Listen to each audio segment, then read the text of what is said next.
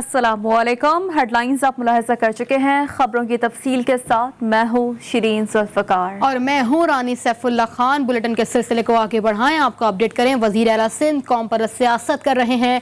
वफाकी वज़ीर इत्तलात ने कराची में बैठकर सिंध हुकूमत पर इल्ज़ामात की बौछार कर दी। कहा NFC अवार्ड सिंध के बजट का पैसा कहाँ लगाकर खुर्दबीन से भी नहीं पता चलता। नाअहल हुकूमत 10 सालों में कराची की पुलिस भी ना बना सकी। नून लीग का मुस्तकबिल सिर्फ ये है कि वो बैनर्स पकड़कर खड़ी हो जाए और नामंजूर के नारे लगाए। ओवरसीज पाकिस्तानियों पर तनकीद समझ से बालातर है।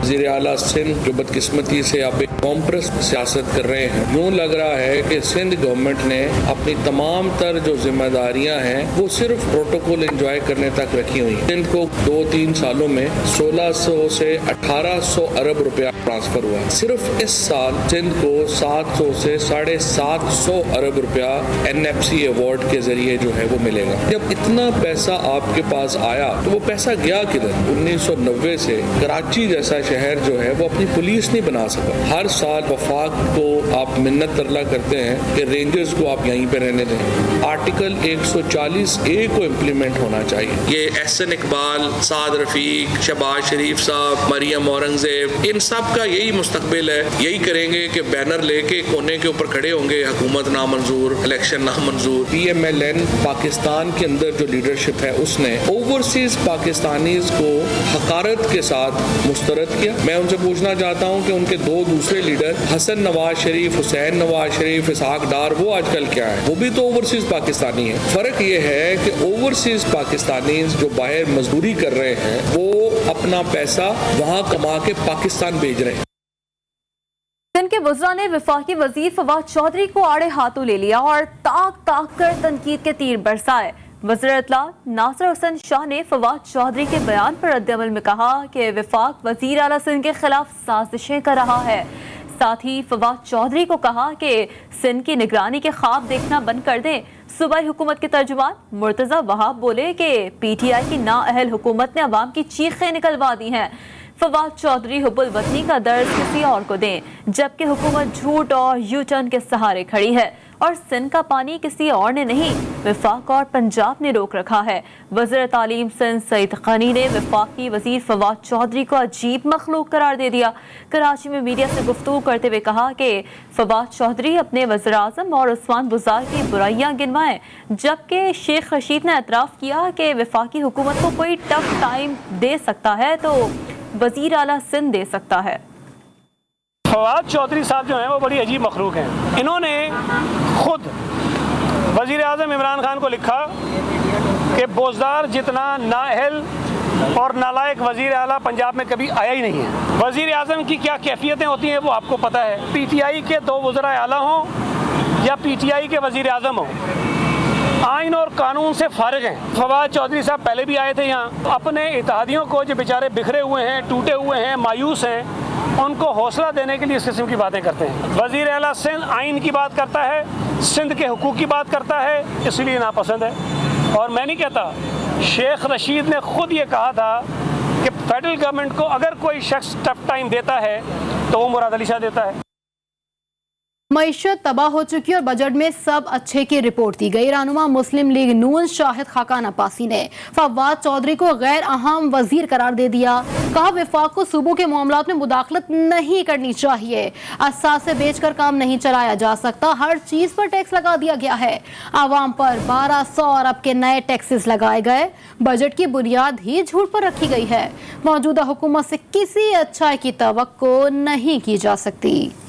बाद भी वज़ीर ख़जाना ने अपनी तकरीर में आवाम को रिलीफ देने की हो, महंगाई को कम करने की हो।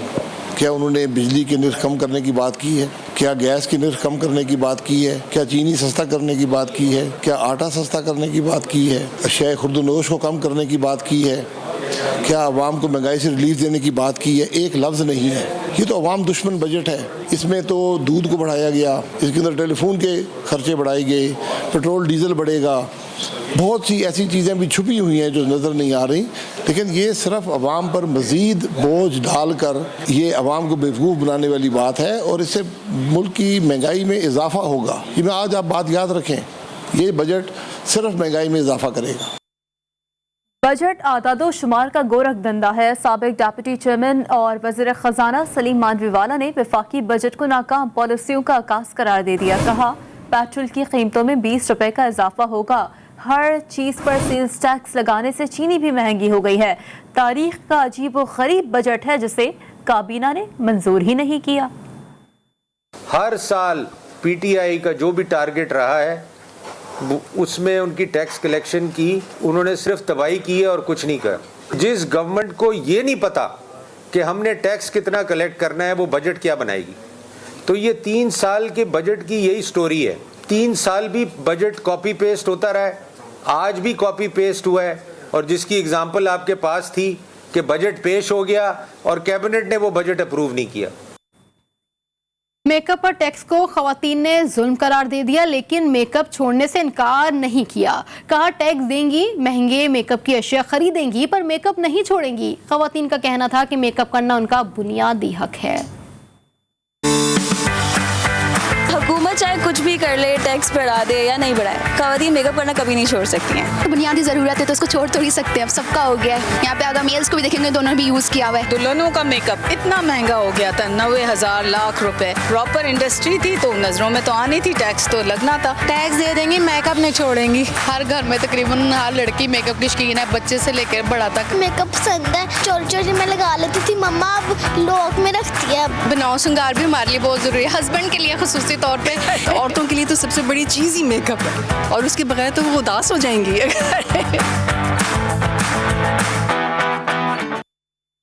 और अब कुछ तस्करा इंतखाबी तरामीम पर जारी सियासी हलचल का। पाकिस्तान मुस्लिम लीग नून ने इंतखाबी तरामीम को आईन और इलेक्शन कमीशन पर हमला करार दे दिया। तर्जुमान मुस्लिम लीग नून मरियम औरंगजेब कहती हैं मौजूदा हुकूमत पार्लिमानी निज़ाम खत्म करना चाहती है। वज़ीर आज़म मुल्क में सदाती निज़ाम लाने की कोशिश कर रहे हैं। इंतखाबी कवानीन में तब्दीली का मकसद इलेक्शन के बजाय सलेक्शन करना है। लीगी तर्जुमान का मजीद कहना था कि ये कानूनी तरमीम नहीं बल्कि धांधली का मंसूबा है। हुकूमत अवामी वोट से जान छुड़ाना चाहती है। तरामीम के बाद हुकूमत खुद इलेक्शन कमीशन बनकर इलेक्शन कराएगी। इमरान साहब पाकिस्तान को बनाना रिपब्लिक बनाना चाहते हैं। तरामीम के बाद हल्का बंदियां आबादियां के बजाय फर्द वाहिद की मर्जी से होंगी। नून लीग ओवरसीज पाकिस्तानियों को वोट का हक नहीं देना चाहती। वजीर आजम के मुआविन खुसूसी डॉक्टर शहबाज गिल ने कहा ओवरसीज पाकिस्तानियों का 95% वोट इमरान खान का है, इसलिए नून लीग ओवरसीज पाकिस्तानियों का हक देने से घबरा रही है। एहसन इकबाल का बैरून मुल्क मुकीम पाकिस्तानियों के हवाले से बयान काबिल मजम्मत है। ओवरसीज पाकिस्तानियों से नफरत का सिलसिला बंद किया जाएगा। अपोजिशन बताए इलेक्ट्रॉनिक वोटिंग क्यों नहीं चाहती। इलेक्ट्रॉनिक्स वोटिंग पर वफाकी हुकूमत का तर्ज-ए-अमल गैर संजीदा है। पीपल्स पार्टी के रहनुमा राजा परवेज अशरफ ने वज़ीर आला सिंध की हिमायत कर दी। कहा सिंध वफाक से पानी का अपना हिस्सा मांग रहा है। पीपल्स पार्टी वफाक की अलामत है। इलेक्ट्रॉनिक वोटिंग मशीन का तल्लक है तो ये बड़े अरसे से ये एक आइडिया जो है फ्लोट हुआ है। तो ये हमारे मारूजी हालात को सामने रखते हुए हमारे खदशात हैं और उन खदशात के लिए ज़रूरी था कि ये मिल बैठकर उस पर सैर हासिल बहस कराते। उन्होंने तो बहस ही नहीं करने दी, हमें उस सिस्टम पर बात ही नहीं करने दी। उनका सिर्फ ये कहना है, मुराद अली शाह साहब जो चीफ मिनिस्टर साहब हैं, वो कहते हैं कि जो उस अकॉर्ड 91 के तहत हमारा हक बनता है वो हमें दें, उससे हमें महरूम ना करें। तो ये तो उनकी जायज़ बात है। सूबा पंजाब का आइंदा माली साल 2021-22 का बजट कल तख्ते लाहौर के ऐवान में पेश किया जाएगा। वजारत खजाना के ज़राए के मुताबिक पंजाब का आइंदा माली साल का बजट तकरीबन 2400 अरब रुपए के लगभग होगा। तफसील इस रिपोर्ट में।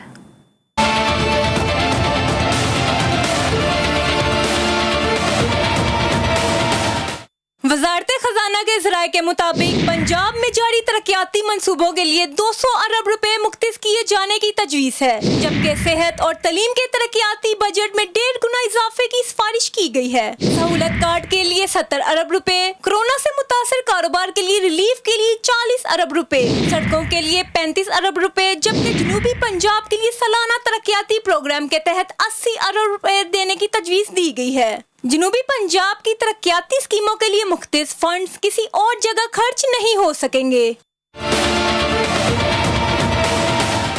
ज़राई शोबे की तरक्याती स्कीमों के लिए 20 अरब रुपए खर्च होंगे और 36 अजला के लिए तरक्याती प्रोग्राम के तहत 100 अरब रुपए मुख्तस करने की तजवीज़ दी गई है। ज़राए के मुताबिक डिस्ट्रिक्ट डेवलपमेंट प्रोग्राम का मंसूबा 3 बरस तक चलेगा। पंजाब में इंसाफ स्कूल अपग्रेडेशन प्रोग्राम के लिए 7 अरब रुपए मुख्तस करने की तजवीज़ है। स्कूल अपग्रेडेशन प्रोग्राम में प्राइमरी स्कूल शाम में सेकेंडरी स्कूल में तब्दील हो जाएगा। पंजाब रेवेन्यू अथॉरिटी ने 9 सर्विसेज पर टैक्स कम करने की तजवीज़ दी है, जिसमें construction, laundry, rental builder services समेत दीगर शोबे शामिल हैं। ज़राए वजीर खजाना के मुताबिक गंदम की खरीदारी के लिए 400 अरब रुपए मुख्तस किए जाएंगे। कैमरा टीम के हमरा रिजवाना शेख, GTV न्यूज़, लाहौर। मुस्लिम लीग नून और पीपल्स पार्टी के मुनहरफ अरकान वज़ीर आला पंजाब से जा मिले। मुलाकात की अंदरूनी कहानी GTV न्यूज़ सामने ले आया। लीगी और पीपल्स पार्टी के मुनहरफ अरकान ने उस्मान बुज़दार को बजट में हिमायत की यकीन दहानी करार दी। मियां शुएब अहमद की रिपोर्ट देखिए।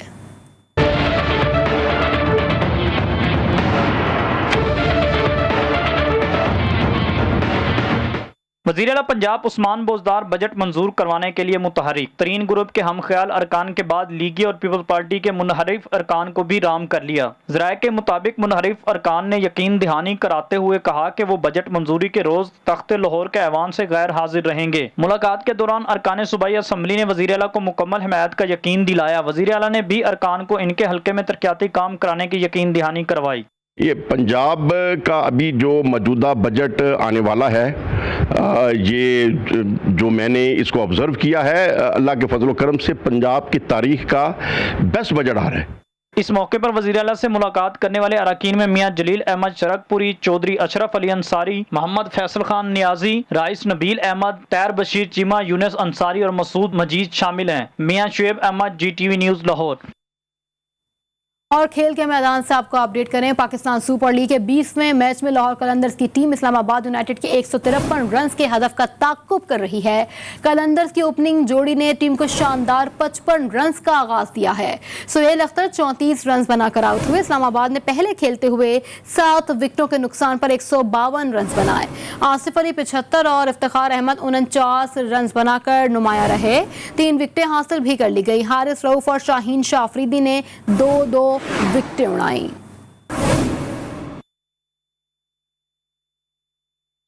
लाहौर कलंदर्स के खिलाफ आसिफ अली ने धुआंधार बल्लेबाजी करके फॉर्म में वापसी का ऐलान कर दिया। 5 छक्कों और 6 चौकों की मदद से 43 गेंदों पर 75 रन की इनिंग्स खेलकर इस्लामाबाद यूनाइटेड के स्कोर को काबिले दिफा उनकी जानिब से बनाया गया है। तो लाहौर कलंदर्स के खिलाफ आसिफ अली ने धुआंधार बल्लेबाजी की है और एक बार फिर फॉर्म में वापसी आने का ऐलान कर दिया है।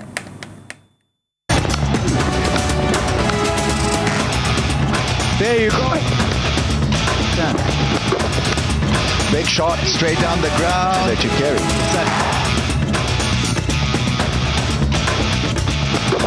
Shot pulled away.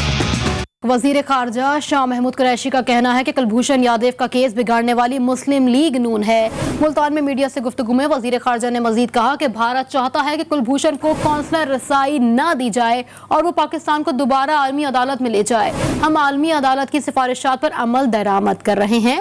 उम्मीद है हमारी अपोजिशन भारत की चालों को समझेगी। कुलभूषण यादव का केस बिगाड़ने वाले मुस्लिम लीग नून है। हिंदुस्तान चाह रहा है कि उसे काउंसिल रसाई न दी जाए और हम इस बहाने की आड़ में दोबारा पाकिस्तान को इंटरनेशनल कोर्ट ऑफ जस्टिस में घसीटें। हमने जो इक़दामात लिए हैं वो इंटरनेशनल कोर्ट ऑफ जस्टिस के जो अहकामात थे, उनकी जो सिफारिशात थी, उन पर अमल दरामद करने के लिए हमने इक़दामात उठाए हैं। मुझे उम्मीद है कि हमारी ऑपोजिशन के मेंबरान नासमझी का सबूत नहीं देंगे। कनाडा में दहशतगर्द वाक़े में शहीद पाकिस्तानी फैमिली के 4 अफराद को लंदन ओंटारियो में आहो और सिस्कियों के साथ सुपर्द खाक कर दिया गया। इस्लाम दुश्मन दहशतगर्द ने 4 अफराद को ट्रक तले कुचलकर शहीद किया था। Allahu Akbar. Oh Allah, forgive those of us who are alive and those of us who pass away. Forgive our young and our old, our men and our women, those among us who are present and those who are absent. Canada के सूबे Ontario के शहर London में दहशतगर्दी के वाक़े में शहीद होने वाली फैमिली की तदफीन कर दी गई। नमाज जनाजा के लिए शोहदा के जसद खाकी कनाडा के परचम में लपेटकर इस्लामिक सेंटर पहुंचाए गए, जहां कैनेडियन स्पेशल गार्ड्स के दस्ते ने सलामी दी। मैयतें इस्लामिक सेंटर लाई गईं तो शहीदों के खानदान के अफराद, दोस्त और पाकिस्तान के सफीर समेत हर रंगो नस्ल के हजारों शहरी मौजूद थे और हर चेहरा गमज़दा था।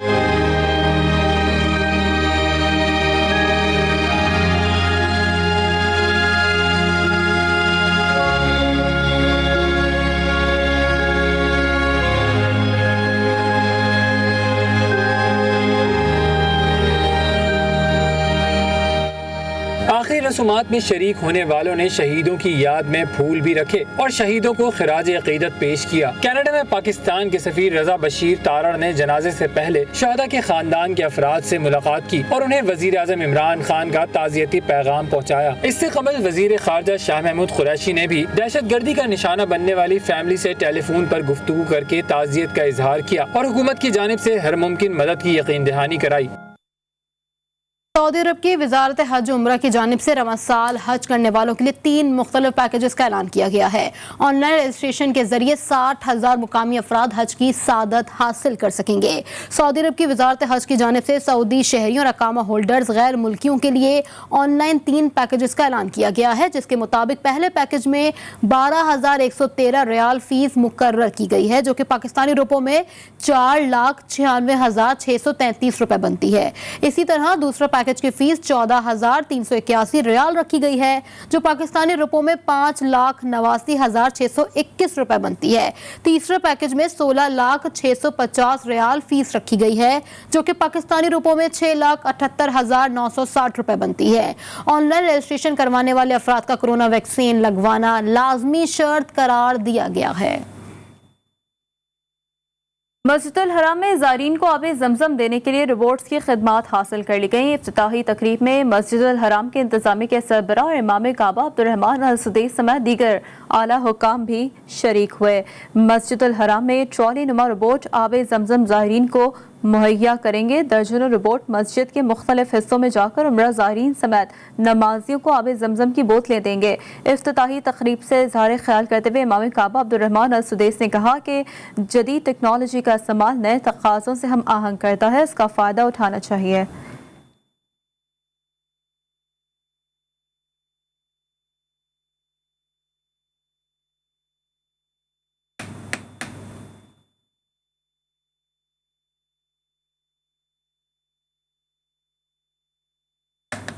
दीगर खबरों का रुख करें। पेशावर में शदीद गर्मी और लोड शेडिंग अरूज पर है। शहरियों का पारा हाई हुआ तो एहतजाज के लिए सड़कों पर आ गए और टायर जलाए। सांगड़ में 14 घंटे की गैर एलानिया लोड शेडिंग ने कारोबारी तबके को शदीद परेशान कर दिया, जबकि कोयटा में भी बिजली की बंदिश का दौरानिया 12 घंटे तक पहुंच गया। तफसील इस रिपोर्ट में।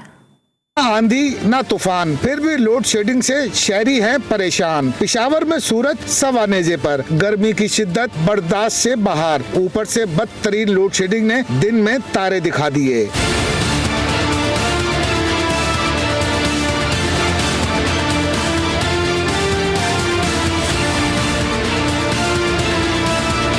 बिजली की गैर एलानिया और तवील बंदिश ने शहरियों का जीना माहौल कर दिया। शदीद गर्मी में बिजली की लोड शेडिंग से सताए शहरियों का पारा हाई हुआ तो उन्होंने सड़कों पर आकर टायर जलाए और नारेबाजी की।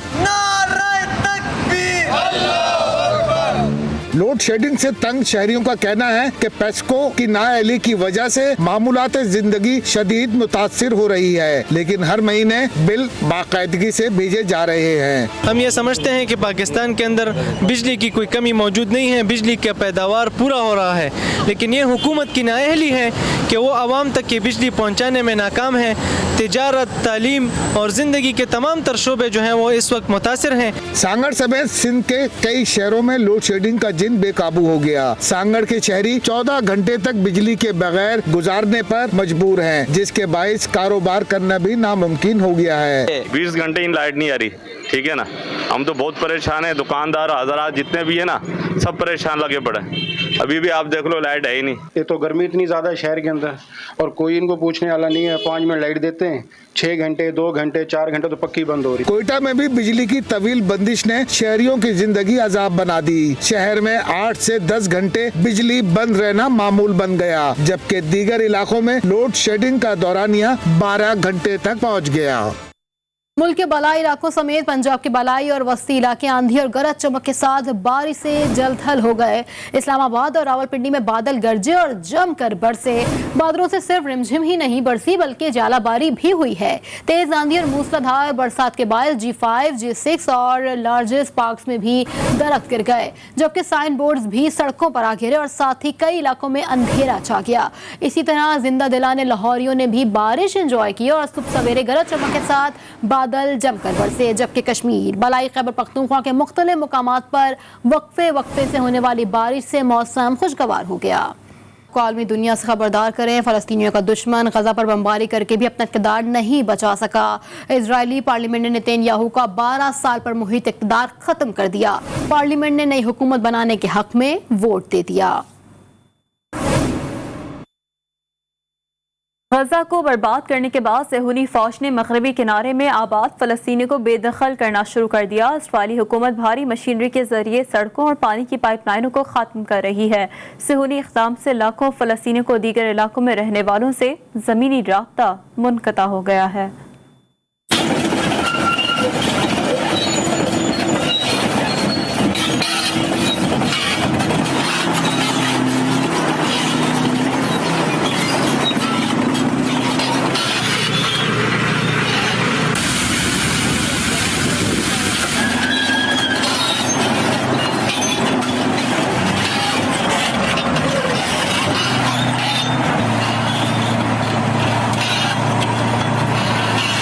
पच्चीस हजार से ज्यादा फिल्मी और गैर फिल्मी गीतों गजलों में सुरों का जादू जगाने वाले शहंशाह गजल को बिछड़े 9 साल बीत गए। मेहदी हसन की गजलें आज भी बेहद मकबूल हैं। सबा पाशा की रिपोर्ट देखिए।